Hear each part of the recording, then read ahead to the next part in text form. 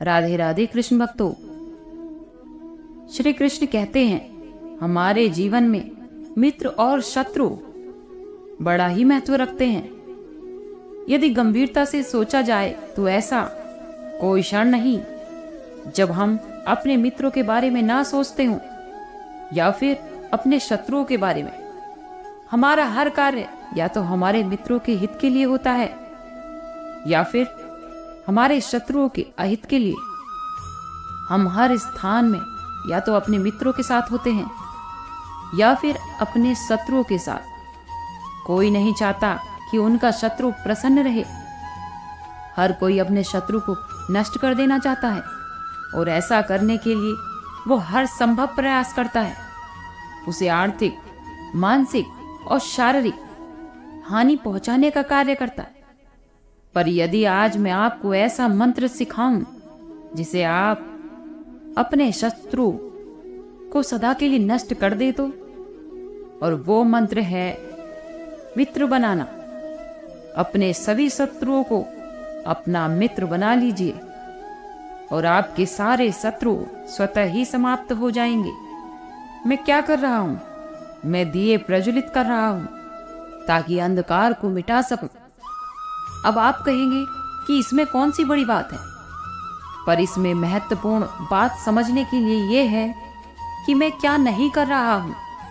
और मैं अंधकार नहीं कर रहा हूं, क्योंकि अंधकार को मिटाने के लिए प्रकाश का अस्त्र तो उठाना ही पड़ेगा। बुराई को बुराई से नहीं बल्कि अच्छाई से जीता जा सकता है। अन्याय को अन्याय से नहीं न्याय से लड़ा जाता है। क्रोध को क्रोध से नहीं बल्कि क्षमा का साथ लेना पड़ता है। ठीक उसी प्रकार एक लोहा लोहे को काटता है, परंतु एक ठंडा लोहा ही गर्म लोहे को काट सकता है। इसीलिए यदि आपको अपने जीवन में विजय होना है तो अपने शत्रुओं को, अपने अस्त्रों को सोच समझकर उठाइए, क्योंकि एक अनुचित सोच परिणाम पर भारी प्रभाव डालता है। आप सब सोच रहे होंगे कि ये मैं क्या करने लगा। मैं इस पौधे को जड़ से उखाड़ रहा हूं। आश्चर्य हो रहा है ना कि एक पौधे को उखाड़ना या फिर काटना ना कि एक अपराध है अपितु पाप भी है। तो फिर मुझे ऐसा करने की क्या आवश्यकता पड़ गई, क्योंकि कई बार विनाश ही सृजन तक पहुंचाता है। यदि नया भवन बनाना हो तो पुराने भवन को गिराना ही पड़ता है। व्यवस्था को परिवर्तित करने के लिए क्रांति लानी ही पड़ती है।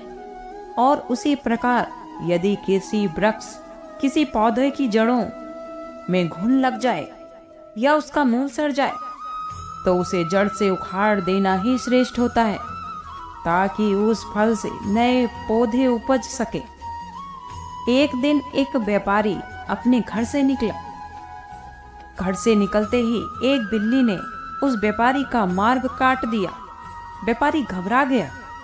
वह फिर से घर लौट गया और शुभ घड़ी की प्रतीक्षा करने लगा। और जब वह फिर से अपने घर से निकला तब उसका वह वाहन निकल चुका था जिससे वह जाकर राजा को भेंट देनी थी। राजा को भेंट नहीं मिली। राजा क्रोधित हो गए तो राजा ने उस व्यापारी का व्यापार बंद करवा दिया।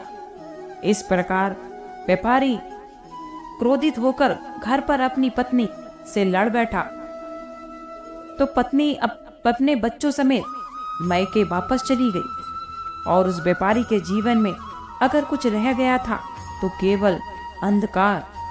और उस सब का कारण वो व्यापारी उस बिल्ली को मानता रहा जिसने उसका मार्ग काटा था। ऐसा ही एक दूसरा व्यापारी राजा को भेंट देने निकला और उस व्यापारी का मार्ग भी एक बिल्ली ने काट दिया। वो व्यापारी थोड़ा घबराया, लेकिन उसने आगे बढ़ना अधिक उचित समझा। वो व्यापारी राजा तक समय पर पहुंच गया और उसने राजा को भेंट दी। राजा प्रसन्न हो गया और राजा ने उस व्यापारी को अपना व्यापार बढ़ाने की अनुमति दे दी। स्वर्ण आभूषण भी दिए। जब व्यापारी घर पर पहुंचा तो अपनी पत्नी को आभूषण और अपने बच्चों को देने के लिए वस्त्र थे उसके पास। चारों तरफ खुशी थी। दोनों व्यापारियों के साथ एक ही प्रकार की घटना हुई, लेकिन दोनों की प्रतिक्रिया अलग अलग थी। ऐसा ही हमारा जीवन भी है। हमारे जीवन में प्रारब्ध का अपना स्थान है, परंतु उससे कहीं ज्यादा महत्वपूर्ण हमारी प्रतिक्रिया है, हमारी सोच का प्रभाव है, क्योंकि यही हमारे जीवन को आकार देते हैं। इसीलिए अपनी सोच को सकारात्मक रखिए। आपका जीवन सदैव आनंद में रहेगा। कुछ लोग अपने भाग्य का रोना रोने बैठ जाते हैं। कुछ कहते हैं कि जिस स्थान पर मैं हूं उससे कई ऊंचे स्थान पर होने के योग्य था, परंतु नहीं जा पाया। किसी को पीड़ा है कि जो उसे मिलना चाहिए था वो उसे नहीं मिला। भाग्य ही बुरा था। क्या होता है भाग्य? वन में खिला पुष्प देवताओं को चढ़ाया जाएगा, या फिर किसी सुंदरी की वेणी में वो सज जाएगा, या फिर उसे कुचलकर उत्पात बना दिया जाएगा। ये सब एक पुष्प के नियंत्रण में नहीं होता, लेकिन जब तक वो पुष्प का अस्तित्व है, सुगंध बिखेरना उसके वश में अवश्य है। परंतु भाग्य हमारे वश में नहीं, और जो हमारे वश में ही नहीं तो उसके लिए दुखी होने से क्या होगा। कर्म कीजिए और धीरे धीरे भाग्य आपके ही वश में आ जाएगा, क्योंकि कर्म ही प्रधान है। मनुष्य की सबसे बड़ी कमजोरी क्या होती है? सोचिए। धन, प्रेम, अहंकार। मनुष्य की सबसे बड़ी कमजोरी होती है उसके रहस्य। चाहे आप कितने भी शक्तिशाली क्यों ना हो, कितने भी प्रबल क्यों ना हो, परंतु उसके रहस्य उसके विनाश की चाबी होती है।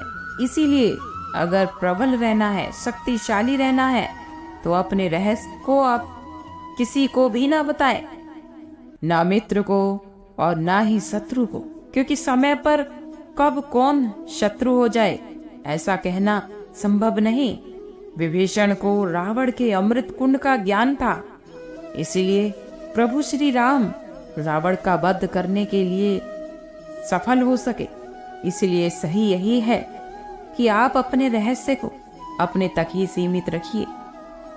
सफलता प्राप्त करने के लिए आपको सच्चे मित्रों की आवश्यकता होती है, परंतु यदि आपको अगर और ज्यादा सफल होना है तो आपको केवल मित्रों की नहीं, शत्रुओं की भी ज्यादा आवश्यकता है। अब आप कहेंगे कि ये मैं कैसी बात कर रही हूँ। जरा सोचिए, जब भी संकट आता है तो मित्र क्या करते हैं? आपकी सहायता करने के लिए आपके साथ खड़े हो जाते हैं, और संकट के समय में शत्रु संकट बनकर हमारे समक्ष खड़े हो जाते हैं। मित्र हमें सहायता देते हैं, अपनी शक्ति देते हैं, परंतु शत्रु आपके भीतर छिपी शक्ति को आपको और अधिक बलवान बनाता है।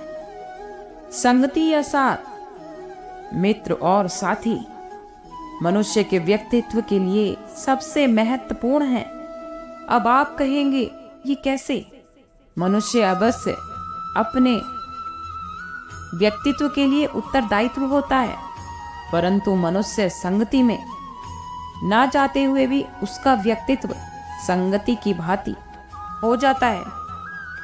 यदि मैं जल को दूध में मिलाता हूं तो ये जल दूध बन जाता है, और यदि इसी दूध को इस मलिन कीचड़ में मिला दूं तो क्या हुआ? तो ये कीचड़ बन गया। ऐसी कोई युक्ति नहीं कि जल बिना घुले मिले दूध या कीचड़ में अपना अस्तित्व बनाए रखे या उनसे अलग रहे। और ठीक ऐसा ही मनुष्य के जीवन में भी होता है। यदि एक गुणहीन व्यक्ति उन मानव की संगति में बैठे तो उन्हें भी गुणवान समझा जाता है, सम्मान का पात्र समझा जाता है, और यदि एक गुणवान व्यक्ति गुणहीनों की संगति में बैठ जाए तो उसे भी तिरस्कार मिलता है। इसीलिए अपने जीवन में सोच समझकर संगति, सही चुनिएगा। बड़ा दुख होता है जब आप अपने उद्गम से दूर होते हैं, लेकिन ये भी जरूरी है। आप जैसे इस फल को ही ले लीजिए।